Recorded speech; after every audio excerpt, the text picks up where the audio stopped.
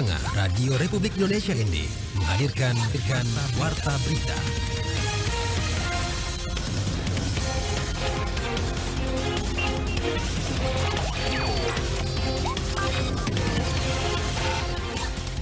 Saudara selamat pagi, Anda mendengarkan Warta Berita RRI ND edisi Sabtu 8 Juli 2023 dengan Sari Berita. Miliki kualitas baik, tanaman porang di Manggarai Barat mulai diburu pembeli. Banyaknya pengunjung di Perpusda ND didominasi mahasiswa. Inilah berita selengkapnya bersama saya, Antonia Nona.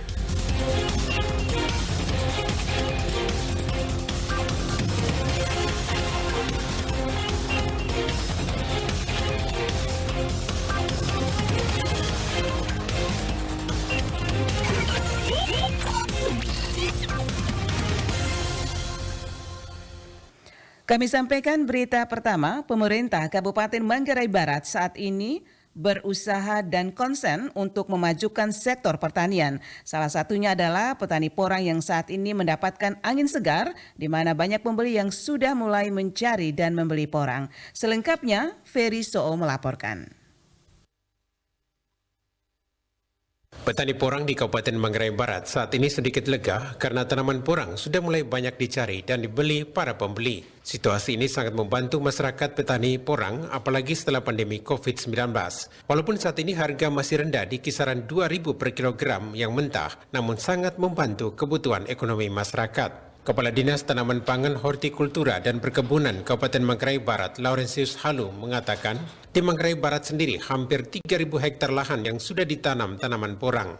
Laurentius menilai walaupun dengan harga yang rendah, namun tahun ini banyak pengepul yang datang untuk mengumpulkan dan membeli porang. Ini suatu hal yang positif bahwa tanaman porang sudah mulai dicari lagi. Petani kita awalnya disemangati dengan harga yang cukup menggiurkan, tapi dalam perjalanannya mengalami satu situasi yang stagnan, gitu, di mana harganya tidak lagi seperti yang pernah mereka alami. Dan jujur saat ini di Manggarai Barat ini hampir 3.000-an hektar ada terkubur di seluruh wilayah Kabupaten Manggarai Barat. Dan mungkin itu kalau ditimbang basahkan itu ada yang mungkin angka sampai dengan 15 kg itu. 3 tahun itu dia kubur di dalam tanah. Nah, tahun ini ada semacam angin segar, ya. Kita sudah melihat bermunculan pengumpul-pengumpul itu datang. Sementara pengusaha asal Surabaya Lukman Hakim mengatakan sudah 12 tahun membeli porang dari Nusa Tenggara Timur. Lukman menambahkan produk porang dari NTT yang kering matahari merupakan kualitas paling baik. Kedepannya dirinya akan membangun pabrik di NTT, tetapi dengan syarat para petani harus mampu dan siap bekerja sama dengan kapasitas 70 ton per hari selama 5 sampai 6 bulan dalam setahun. Selama ini sudah kita hampir 12 tahun, kita ambil barang itu dari daerah-daerah ini, termasuk ada yang dari Kupang, dari Deva Menanu, dari Soe, setelah satunya juga dari sana. Menurut kami, produk dari NTT yang kering matahari mungkin dari pengamatan kami mungkin yang paling bagus untuk secara kualitas, secara viskositasnya itu paling bagus. Saya juga ada ekspor ke Jepang, juga ada ekspor ke China, begitu Pak, selama ini. Jadi jangan khawatir, kita akan selalu ngambil raw material dari khususnya NTT, Flores dan Kupang atau Pulau Timur. Untuk diketahui, tanaman porang sendiri merupakan tanaman endemik Indonesia yang kaya akan serat bernama glukomanan. Tanaman ini menjadi salah satu komoditas pertanian yang memiliki nilai ekonomi tinggi. Manfaat tanaman porang yang didapat dari glukomanan sangat baik untuk menurunkan risiko penyakit seperti diabetes dan penyakit jantung. Porang dapat tumbuh dengan tinggi mencapai 1,5 meter dan ketinggian tumbuhan ini tergantung dari tingkat kesuburan tanah. Porang sendiri sudah eksis sejak masa penjajahan Jepang sebagai bahan pangan dan industri. RRI ND Ferry Soo melaporkan.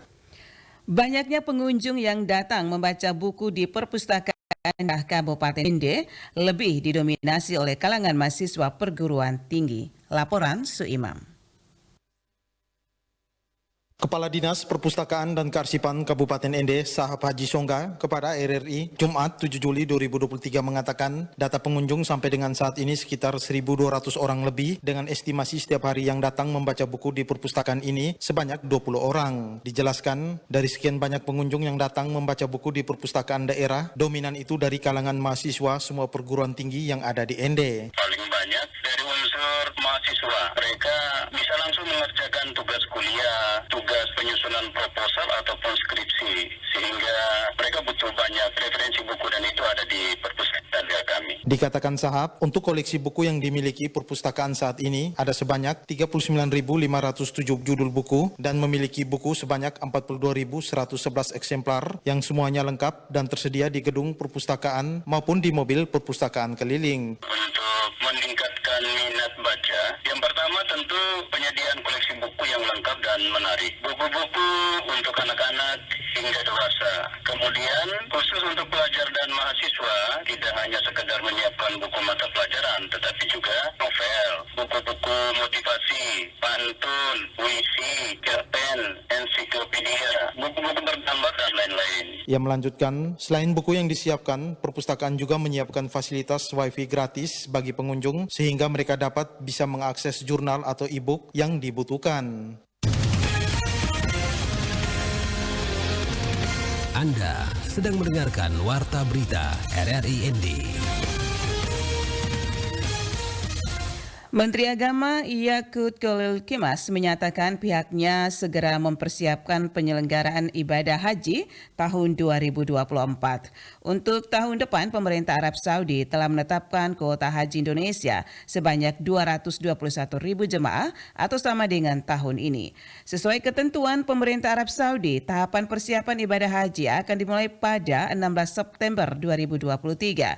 Sedangkan proses pengurusan visa akan berakhir sampai dengan 29 April 2024.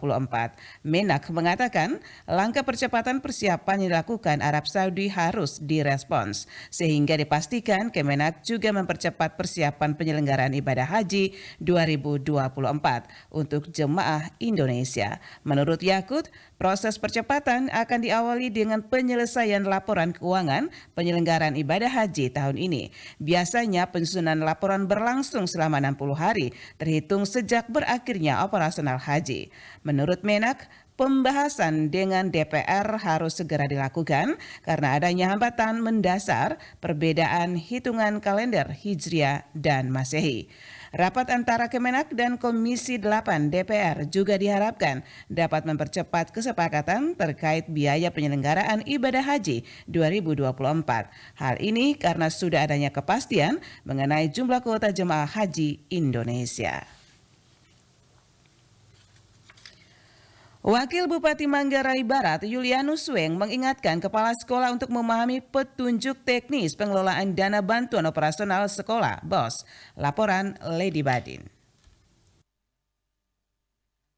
Wakil Bupati Manggarai Barat, Yulianus Weng, mengingatkan para kepala sekolah di daerahnya untuk memahami petunjuk teknis pengelolaan dana bantuan operasional sekolah atau dana BOS. Dirinya menegaskan bahwa pengelolaan dana BOS tersebut harus sesuai dengan aturan dan juknis yang ada. Wabub Weng meminta para kepala sekolah dan bendahara sekolah di Kabupaten Mabar agar teliti dalam pemeriksaan laporan pertanggungjawaban pengelolaan dana BOS sehingga terhindar dari persoalan hukum yang bisa saja menjerat akibat kelalaian prosedur penggunaan dana tersebut. Jadi harapan kita dana ini itu dimanfaatkan dan baik sesuai juknisnya. Prinsipnya pedomani juknis yang dikeluarkan oleh kementerian, jangan membuat kebijakan sendiri. Juknis itu harus dipedomani dan dilaksanakan. Jadi jangan para kepala sekolah membuat kebijakan-kebijakan sendiri terkait pengelolaan dana BOS ini. Wakil Bupati Manggarai Barat ini juga mengingatkan pentingnya pendataan yang akurat sesuai keadaan di lapangan terkait data pokok pendidikan. Data laporan pendidikan adalah sistem pendataan nasional yang terintegrasi dengan data kependidikan lain sehingga menjadi penentu kemajuan sektor pendidikan pada suatu sekolah dan wilayah. Jadi dana ini karena pengelolaan oleh para kepala sekolah SD SMP yang dasarnya mengacu kepada dana data dapodik yang ada di setiap sekolah. Nah, maka juga kami meminta kepada para kepala sekolah agar melaporkan data dapodik itu dengan baik. Jadi kalau ada data dapodik yang salah selama ini untuk segera diperbaiki.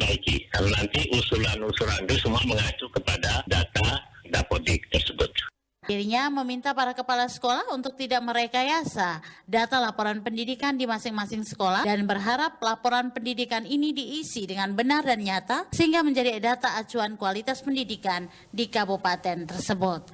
RRI ND Lady Badin melaporkan.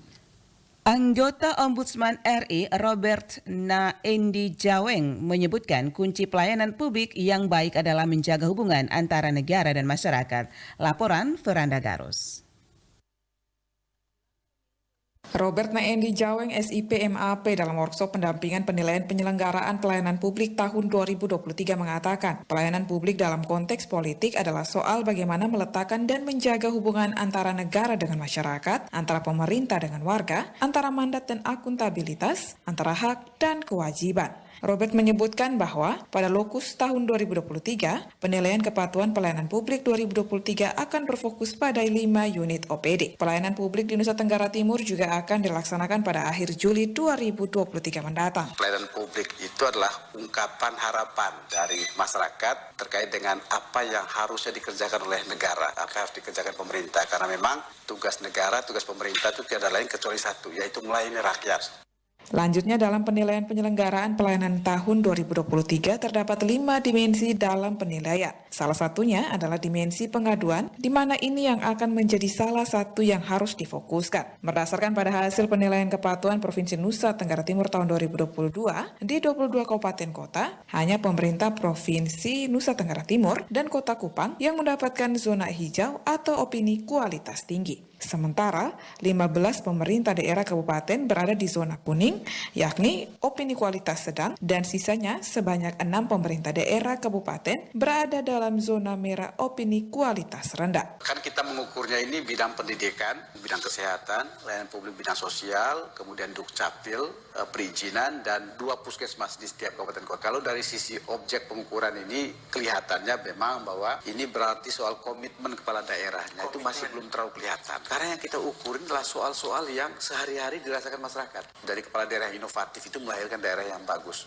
Tidak ada daerah yang maju kalau kepala daerahnya nggak bagus. Pada kesempatan itu dirinya meminta kepada seluruh pimpinan daerah untuk menyampaikan pesan baik tersebut kepada instansi terkait agar lebih memperhatikan pelayanan publik di wilayah masing-masing.